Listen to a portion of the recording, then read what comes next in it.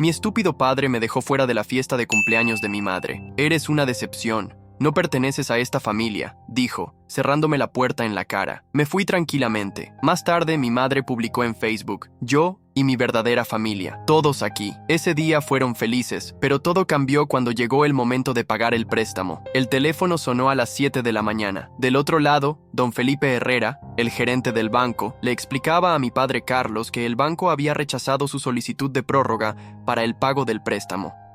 Desde mi habitación improvisada en el despacho, donde llevaba 3 semanas durmiendo desde que regresé a casa por necesidad económica, podía escuchar sus gritos desesperados. Aquel día de la fiesta de cumpleaños de mi madre había sido el punto de quiebre. Después de años soportando el desprecio de mi familia por haber elegido estudiar música en lugar de derecho como todos los Vázquez habían hecho por generaciones, finalmente había comprendido que para ellos yo no existía. Mi padre Carlos, reconocido abogado de la ciudad, siempre me miró como a un extraño. Mi madre Isabel, preocupada únicamente por mantener las apariencias, nunca me defendió. Mi hermano mayor Mateo seguía los pasos de papá en el bufete, mientras mi hermana Daniela cursaba el último año de derecho. Pero ahora, mientras observaba a mi padre palidecer con el teléfono en la mano, sabía que tenía en mis manos la oportunidad perfecta para devolverles cada desprecio. Hacía una semana había descubierto, gracias a mi abuela Carmen, que la casa familiar donde habíamos crecido había sido comprada con un préstamo que ella le había hecho a mi padre hace 15 años, $200,000 que nunca le devolvió, con un contrato legal que incluía una cláusula de intereses si no pagaba en 10 años. Los documentos están archivados en mi caja de seguridad, Miguel, me había dicho mi abuela cuando la visité. Tu abuelo era abogado también, era muy meticuloso con estas cosas. La casa quedó como garantía. Mientras tanto, mi padre había pedido un nuevo préstamo al banco para remodelar la casa, $300,000 que había utilizado no solo para la remodelación, sino para financiar el costoso matrimonio de mi hermano Mateo. El banco ahora exigía el pago completo en 30 días o ejecutarían la hipoteca. «No pueden hacernos esto, somos los Vázquez», gritaba mi padre mientras caminaba nervioso por el pasillo. Lo que él no sabía es que yo había visitado al banco la semana anterior, armado con los documentos de mi abuela, que convertían la casa en una propiedad con un gravamen previo no declarado. Para el banco, esto significaba un fraude en la solicitud del préstamo original. Sonreí mientras guardaba los papeles de nuevo en mi mochila. La familia que me había cerrado la puerta en la cara, que me había borrado de las fotos familiares, que se había burlado de mi carrera como músico, estaba a punto de perderlo todo. Y lo mejor era que no tenían idea de que yo, el hijo fracasado, estaba detrás de cada uno de sus problemas. La tensión en casa se volvió insoportable durante los días siguientes. Mi padre pasaba horas encerrado en su despacho, hablando por teléfono con contactos, clientes y amigos intentando reunir el dinero. Mi madre caminaba por la casa como un fantasma, con ojeras cada vez más pronunciadas. El orgullo de la familia Vázquez se estaba desmoronando ladrillo a ladrillo. «¿Por qué no vendes el auto de lujo, papá?», le sugerí una mañana durante el desayuno, fingiendo preocupación. «Podrías obtener al menos $50,000. Me miró como si hubiera insultado a sus ancestros. Jamás. Un Vázquez no se rebaja a esos extremos. Mateo, quien había venido a desayunar con su esposa Lorena, intervino. «Miguel tiene razón, papá. La situación es crítica. Tú no te metas», le respondió mi padre. «Si no fuera por los gastos de tu ridícula boda, no estaríamos en esta situación». El silencio que siguió fue tan denso que podía cortarse con cuchillo. Mateo y su esposa se levantaron ofendidos y se marcharon sin despedirse. Sonreí para mis adentros. La familia perfecta empezaba a desmoronarse. Esa misma tarde, recibí una llamada de mi abuela. Su voz sonaba angustiada. «Miguel, tu padre vino a verme», dijo en voz baja. «Me pidió que le perdonara la deuda. Dice que están en problemas». Sentí cómo la sangre me hervía. Después de 15 años ignorando a su propia madre, ahora acudía a ella cuando estaba desesperado. «¿Qué le respondiste, abuela?», pregunté, intentando controlar mi enojo. Le dije que lo pensaría, pero Miguel, no sé qué hacer. Es mi hijo después de todo. «Abuela, ese hombre no te ha visitado en años, solo viene cuando necesita algo. ¿Recuerdas cuando enfermaste el año pasado? Ni siquiera llamó para preguntar cómo estabas». El silencio al otro lado de la línea me confirmó que había tocado un punto sensible. Mi abuela siempre había sido demasiado buena. demasiado perdonadora. Esta vez necesitaba mantenerse firme. Prometí darte esos documentos a ti, Miguel, dijo finalmente. Y una promesa es una promesa. Esa noche, mientras cenábamos en silencio, sonó el timbre. Era Rafael Soto, el mejor amigo de mi padre y también abogado. Lo conduje hasta el despacho donde mi padre esperaba. Fingí irme, pero me quedé lo suficientemente cerca para escuchar. Carlos, amigo, revisé la documentación que me enviaste, dijo Rafael. Esto es serio. Si tu madre presenta esos documentos, no solo perderás la casa, sino que podrías enfrentar cargos por fraude bancario al no declarar esa deuda cuando solicitaste el nuevo préstamo. Mi madre nunca haría eso, exclamó mi padre. No estoy tan seguro, respondió Rafael. Según me dices, alguien la está convenciendo de que lo haga, y ese alguien tiene que ser alguien cercano, alguien que conozca tus asuntos familiares. En ese momento, mi madre entró al despacho con una bandeja de café. Su mano temblaba tanto que las tazas chocaban entre sí. Carlos, hay algo que debo decirte, dijo con voz apenas audible. Hablé con tu madre esta mañana. ¿Y? Preguntó mi padre, impaciente. Dice que Miguel estuvo en su casa la semana pasada, y también dice que él ya tiene los documentos del préstamo. Parece que tu hijo está detrás de todo esto. El grito que siguió hizo que los cuadros en la pared temblaran. Mi padre salió del despacho como una tormenta, buscándome por toda la casa. Cuando me encontró en la cocina, su rostro estaba deformado por la ira. ¡Tú!, gritó señalándome. Siempre supe que eras una serpiente. ¿Cómo pudiste hacerle esto a tu propia familia? Lo miré directamente a los ojos, sin intimidarme. ¿Familia? ¿La misma que me cerró la puerta en la cara el día del cumpleaños de mamá? ¿La misma que me borró de las fotos familiares? Respondí sintiendo cómo años de rabia contenida emergían. Solo estoy ayudando a la abuela a recuperar lo que es suyo. Mi padre levantó la mano para golpearme, pero lo detuve sujetándole la muñeca. Ya no era el niño que temblaba ante su ira. Si me tocas, te denuncio por agresión, le advertí. Y créeme, tengo testigos. Fue en ese momento cuando Daniela, mi hermana menor, entró a la cocina. Había escuchado todo. ¿Es verdad, Miguel?, preguntó con voz temblorosa. ¿Estás intentando arruinarnos?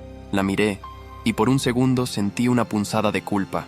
Daniela siempre había sido la menos cruel conmigo, pero entonces recordé cómo se había reído con los demás cuando mi padre me humilló frente a sus amigos en la cena de Navidad pasada. No, Daniela, solo estoy haciendo justicia. A la mañana siguiente, el infierno se desató. Mi padre había convocado una reunión familiar urgente en la sala. Cuando bajé las escaleras, ya estaban todos ahí. Mis padres, Mateo y su esposa, Daniela, e incluso mi abuela Carmen, quien me miró con una mezcla de miedo y determinación. Miguel, esto se acabó, comenzó mi padre con tono autoritario. Vas a devolver esos documentos y le dirás a tu abuela que retire cualquier reclamo sobre esta casa. No puedes ordenarme nada, respondí tranquilamente, sirviéndome un café. Ya no soy un niño al que puedes intimidar. Mi madre sollozaba discretamente en un rincón del sofá, mientras Mateo me miraba con desprecio. Eres un traidor, escupió. ¿Sabes lo que pasará si perdemos esta casa? La reputación de nuestro apellido quedará por los suelos. Solté una carcajada amarga. ¿La reputación? Ustedes destruyeron la mía cuando le dijeron a todos que era un fracasado por estudiar música. Cuando me ridiculizaron frente a sus amigos. Cuando me cerraron la puerta en mi cara. Mi abuela se levantó lentamente, apoyándose en su bastón. El silencio se apoderó de la sala. Carlos, te presté ese dinero porque eras mi hijo y te amaba, dijo con voz firme pero dolida. Durante 15 años esperé que tuvieras la decencia de devolverlo, o al menos de visitarme regularmente, pero solo apareces cuando necesitas algo. Mamá, por favor, suplicó mi padre cambiando su tono autoritario por uno lastimero. Sabes que las cosas han sido difíciles. Tenía que mantener cierto nivel para la familia. ¿Qué familia, Carlos?, replicó mi abuela. ¿La que desprecia a uno de sus hijos? ¿La que no tiene tiempo para una anciana? Daniela, quien había permanecido callada hasta ese momento, se acercó a mí. Miguel, entiendo tu dolor. De verdad, dijo tocando mi brazo. Pero esto destruirá a nuestra familia. Debe haber otra solución. Por un instante, vacilé. ¿Estaba yendo demasiado lejos? ¿Era justo involucrar a Daniela en mi venganza? Pero entonces, mi padre intervino nuevamente. Miguel siempre ha sido egoísta, declaró. Desde niño solo ha pensado en sí mismo. Primero con esa ridícula obsesión por la música, desperdiciando la oportunidad de estudiar derecho como una persona decente. Y ahora esto, y ahí estaba otra vez, el desprecio. la arrogancia, la incapacidad de ver más allá de su propio ego. Miré a mi abuela, quien asintió ligeramente apoyándome. La decisión está tomada, anuncié. El banco ya tiene los documentos que demuestran que esta casa tiene un gravamen previo. No declararlo fue fraude, papá. Y lo sabes perfectamente. Mi padre se desplomó en el sillón, derrotado por primera vez en su vida. Mi madre dejó de sollozar y me miró con una frialdad que nunca había visto en ella. Si haces esto, Miguel, ya no serás mi hijo, sentenció. Sonreí con tristeza. Mamá, dejé de ser tu hijo el día que permitiste que me cerraran la puerta en la cara, el día que publicaste mi verdadera familia, excluyéndome de las fotos. Salí de la casa con mi abuela, ayudándola a caminar hasta el taxi que nos esperaba. Sabía que estaba quemando puentes, pero también sentía una extraña liberación, como si por fin pudiera respirar después de años de asfixia familiar. Los días siguientes fueron un torbellino. El banco inició formalmente el proceso de ejecución hipotecaria contra mis padres. Mi padre, desesperado, intentó utilizar sus influencias para detener el proceso, pero fue inútil. El caso era demasiado claro. Había ocultado una deuda previa al solicitar el nuevo préstamo. Mi abuela me ofreció quedarme en su casa, una modesta pero acogedora vivienda en las afueras de la ciudad. Acepté, agradecido por tener un lugar tranquilo donde seguir componiendo mi música. Fue allí, rodeado de sus plantas y de los recuerdos de mi abuelo, donde recibí la llamada que cambiaría el rumbo de las cosas. ¿Miguel Vázquez?, preguntó una voz masculina que no reconocí. Sí, soy yo. Le habla Lorenzo Mendoza, del estudio jurídico Mendoza y Asociados. Representamos a su hermana Daniela Vázquez en un asunto familiar urgente. Necesitamos reunirnos con usted lo antes posible. Sentí un escalofrío. ¿Me estaban demandando ahora? ¿De qué se trata?, pregunté cauteloso. Preferiría discutirlo en persona. ¿Podría venir a nuestras oficinas mañana a las 10? Acepté, más por curiosidad que por otra cosa. Esa noche apenas pude dormir, preguntándome qué nueva estrategia habría diseñado mi padre para atacarme. Cuando le conté a mi abuela sobre la citación, ella insistió en acompañarme. No te dejaré solo ante los lobos, dijo con determinación. Al día siguiente, entramos juntos al imponente edificio donde se encontraba el bufete de abogados. Para mi sorpresa, quien nos recibió no fue otro que Lorenzo Mendoza, un hombre de unos 50 años con una expresión amable que contrastaba con la seriedad de su traje. Señor Vázquez, señora Carmen, gracias por venir. Nos saludó, conduciéndonos a una sala de reuniones donde, para mi absoluta sorpresa, nos esperaba Daniela, sola. Mi hermana se veía diferente.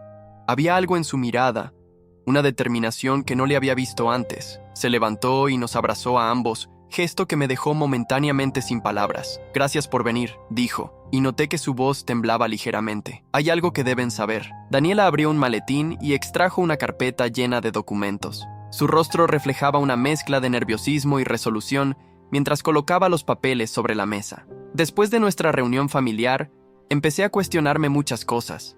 Comenzó. La forma en que te han tratado, Miguel. La manera en que papá le habló a la abuela. Así que decidí investigar por mi cuenta. Lorenzo Mendoza, el abogado, intervino. La señorita Daniela me contactó hace 3 días para revisar las finanzas familiares. Lo que encontramos va mucho más allá de un simple préstamo no declarado. Mi abuela tomó mi mano bajo la mesa. Podía sentir cómo temblaba. ¿A qué te refieres?, pregunté, sintiendo un nudo en el estómago. Daniela respiró hondo. Papá no solo te ha estado desacreditando a ti, Miguel. Ha estado robando sistemáticamente a la abuela durante años. Sentí como si me hubieran dado un puñetazo. ¿Robar a la abuela? ¿Carlos Vázquez, el respetado abogado, robando a su propia madre? Explícate, exigió mi abuela, su voz repentinamente firme. Hace 8 años, cuando el abuelo falleció, dejó un fideicomiso para ti, abuela, explicó Daniela, mostrando los documentos. Un fideicomiso administrado por papá que debía pagarte mensualmente los intereses de aproximadamente $2 millones en inversiones. ¿2 millones? Exclamé incrédulo. Abuelo nunca mencionó tener tanto dinero. Era muy reservado con sus finanzas, respondió mi abuela. Pero sí, tenía inversiones importantes. Carlos me dijo que la crisis financiera había reducido significativamente el valor de esas inversiones. Lorenzo Mendoza negó con la cabeza. Eso es completamente falso, señora Carmen. Las inversiones de su esposo no solo sobrevivieron a la crisis, sino que aumentaron considerablemente. Según nuestros cálculos, debería haber recibido aproximadamente $10,000 mensuales durante los últimos 8 años. Mi abuela palideció. Pero Carlos solo me ha estado dando $2,000 al mes, diciendo que era todo lo que quedaba después de impuestos y pérdidas. Daniela continuó, su voz ahora más firme. Y eso no es todo. Hace 3 años, cuando cumpliste 75 años, una de las inversiones más importantes del abuelo maduró. Más de $500,000 que debieron ir directamente a ti, pero papá falsificó tu firma y desvió ese dinero a sus cuentas personales. La sala quedó en silencio. Mi abuela parecía haber envejecido 10 años en segundos. Yo sentía que mi cabeza iba a explotar. Mi padre, el hombre que siempre predicaba sobre la honestidad y los valores familiares, había estado robando a su propia madre durante años. ¿Cómo descubriste todo esto?, pregunté finalmente a Daniela. Encontré documentos en la caja fuerte de papá cuando buscaba los títulos de propiedad de la casa, respondió. Al principio no entendía qué eran, pero algo no me cuadraba. Por eso contacté al señor Mendoza, que era amigo del abuelo. Lorenzo asintió. Cuando vi los documentos, inmediatamente reconocí la gravedad de la situación. Carlos no solo ha cometido fraude contra su madre, sino también evasión fiscal y falsificación de documentos. Son delitos serios que podrían llevarle a prisión. Mi abuela se levantó lentamente, apoyándose en su bastón. Sus ojos, normalmente dulces, ahora mostraban una dureza que nunca había visto. Quiero que pague por todo, dijo con voz firme. No por el dinero, sino por la traición. Por haberme mentido durante años mientras vivía en una casa modesta, preocupándome por llegar a fin de mes, cuando debería haber estado disfrutando de una vejez cómoda. En ese momento, la puerta de la sala se abrió de golpe. Mi padre entró, seguido por mi madre y Mateo. Su rostro estaba deformado por la ira. ¡Daniela! ¿Qué significa esto?, rugió. ¿Cómo te atreves a exponernos así? Lorenzo Mendoza se interpuso entre mi padre y nosotros. Señor Vázquez, le sugiero que se calme. Esta es una reunión privada a la que no ha sido invitado. Mi padre lo ignoró, dirigiéndose directamente a Daniela. Eres una traidora, igual que tu hermano. ¿Es que nadie en esta familia entiende lo que significa lealtad? ¿Lealtad?, respondió Daniela irguiéndose. ¿Cómo la que tú mostraste robando a tu propia madre? ¿O la que mostraste humillando a Miguel durante años? Mi madre, quien hasta entonces había permanecido en silencio, avanzó hacia nosotros. Daniela, por favor, recapacita, suplicó. Somos tus padres, tu familia. Una familia no se trata solo de apellidos, mamá, respondió Daniela. Se trata de respeto, de amor incondicional, algo que ustedes nunca han entendido. Mi padre intentó acercarse a la mesa para ver los documentos, pero Lorenzo lo detuvo. Señor Vázquez, si da un paso más, llamaré a seguridad. Estos documentos son evidencia de delitos graves que usted ha cometido. La tensión en la sala era asfixiante. Podía ver cómo mi padre calculaba sus opciones, acorralado como nunca antes lo había estado. Finalmente, se volvió hacia mi abuela. Mamá, esto es un malentendido, dijo, cambiando su tono a uno conciliador. Puedo explicarlo todo. El dinero está seguro. Solo lo estaba invirtiendo para ti. Invertir en remodelar tu casa y pagar la boda de tu hijo, supongo, respondió mi abuela con amarga ironía. O quizás en ese auto de lujo que compras cada 2 años. Mi madre dio un paso adelante, su rostro ahora una máscara de pánico. Carmen, por favor, piensa en la familia, en nuestro apellido. Si esto sale a la luz estaremos arruinados socialmente.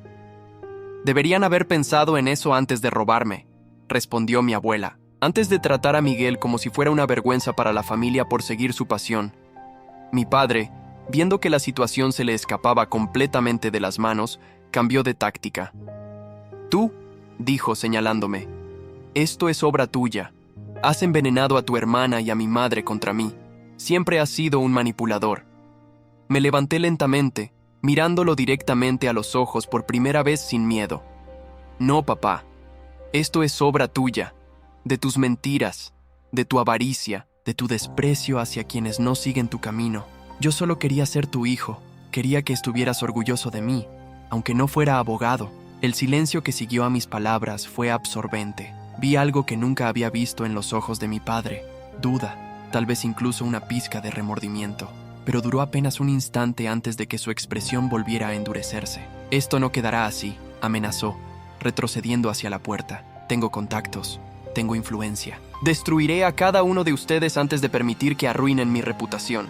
Lorenzo Mendoza sonrió con calma, como si hubiera anticipado esta reacción. Señor Vázquez, me temo que ya hemos presentado una denuncia formal ante la Fiscalía. Sus contactos no podrán ayudarlo esta vez. Le sugiero que busque un buen abogado penalista. Vi cómo el color abandonaba el rostro de mi padre. Por primera vez en su vida, estaba completamente acorralado, sin cartas que jugar. Mi madre se acercó a él, sujetándolo del brazo como si temiera que fuera a desplomarse. «Vámonos, Carlos», murmuró. «Llamaremos a Rafael. Él sabrá qué hacer». Antes de salir, mi padre se volvió una última vez hacia nosotros. «Esto no ha terminado», dijo, pero su voz ya no tenía la autoridad de siempre.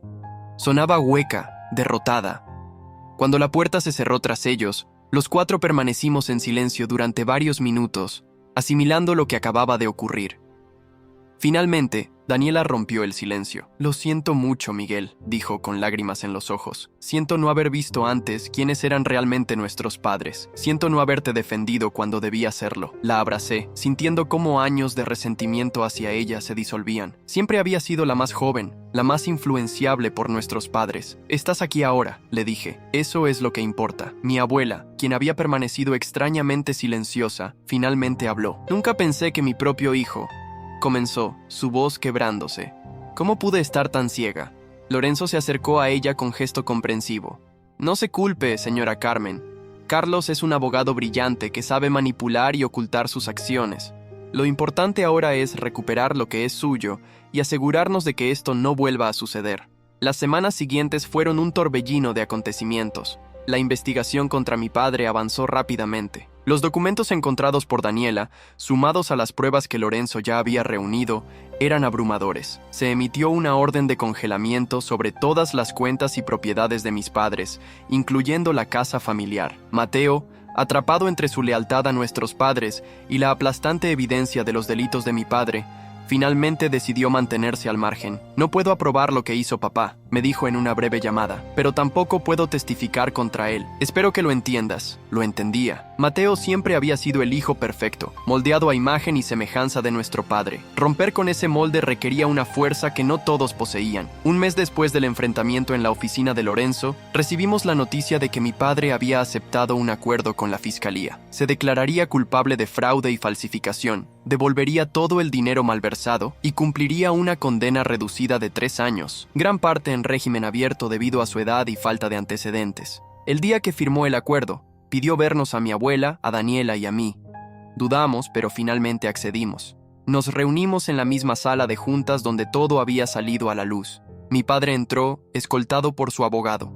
Se veía más viejo, más pequeño de alguna manera, como si toda su arrogancia se hubiera evaporado. «Gracias por venir», comenzó, sentándose frente a nosotros.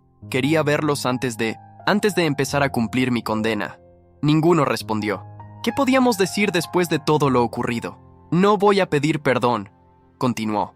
«Sé que lo que hice no tiene justificación. Solo quiero que sepan que entiendo por qué hicieron lo que hicieron, y en cierta forma lo respeto». Mi abuela lo miró directamente a los ojos, sin rastro de la ternura maternal que siempre había mostrado hacia él. «Carlos, eres mi hijo, y siempre te amaré», dijo con voz firme. «Pero no puedo decir que te perdono, al menos no ahora. Tal vez algún día». Mi padre asintió, como si esperara esa respuesta. Luego se volvió hacia mí. «Miguel, siempre fuiste diferente. Te pareces más a tu abuelo de lo que nunca quise admitir», dijo con lo que pareció un asomo de sonrisa. Él también era testarudo, seguía su propio camino, y mira hasta dónde llegó. No supe qué responder. Después de años anhelando cualquier tipo de reconocimiento de su parte, ahora que finalmente llegaba, se sentía vacío, como una victoria pírrica. Finalmente, se dirigió a Daniela. «Estoy orgulloso de ti, hija», dijo, sorprendiéndonos a todos. «Tuviste el valor de hacer lo correcto, aunque eso significara ir contra tu propia familia. Eso requiere una fortaleza que yo nunca tuve». Daniela, quien había mantenido la compostura hasta ese momento, rompió a llorar. Mi padre hizo ademán de acercarse a ella, pero se contuvo, como si supiera que no tenía derecho a consolarla. Cuiden los unos de los otros, dijo levantándose para marcharse. No cometan los mismos errores que yo. Y con esas palabras, se fue, dejándonos con una mezcla de emociones tan compleja que ninguno supo cómo procesarla. Esa tarde, mientras ayudaba a mi abuela a instalarse en su nueva casa, una elegante residencia que había comprado con parte del dinero recuperado, me preguntó, ¿crees que algún día podremos ser una familia de nuevo, Miguel?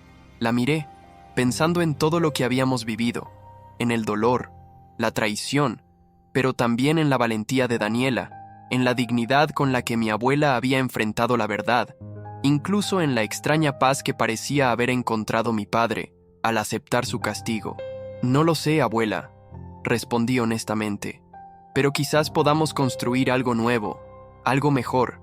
Han pasado 2 años desde que mi padre comenzó a cumplir su condena. Daniela se graduó con honores en Derecho, pero decidió no seguir los pasos familiares.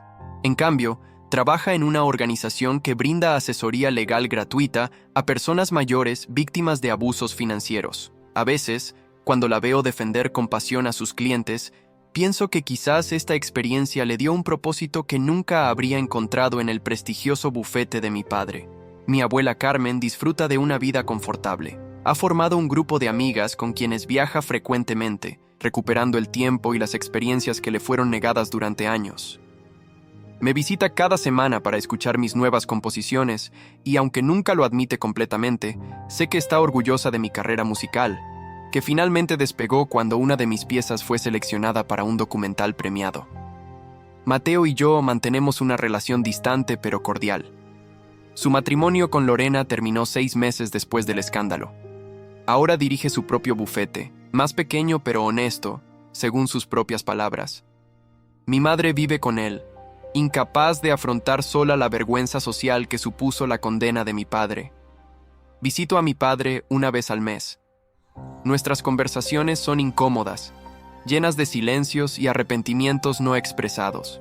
Pero estamos aprendiendo, lentamente, a conocernos como adultos, sin el peso de las expectativas y los resentimientos que marcaron nuestra relación durante décadas. ¿Quién hubiera pensado que una puerta cerrada en mi cara el día del cumpleaños de mi madre terminaría abriendo tantas otras puertas? Dolorosas, sí, pero también necesarias para que la verdad saliera a la luz. Si llegaste hasta aquí y te gustó, no olvides dejar tu like y suscribirte a nuestro canal. Tu apoyo nos motiva a traer más historias increíbles. Muchas gracias y que tengas un excelente día.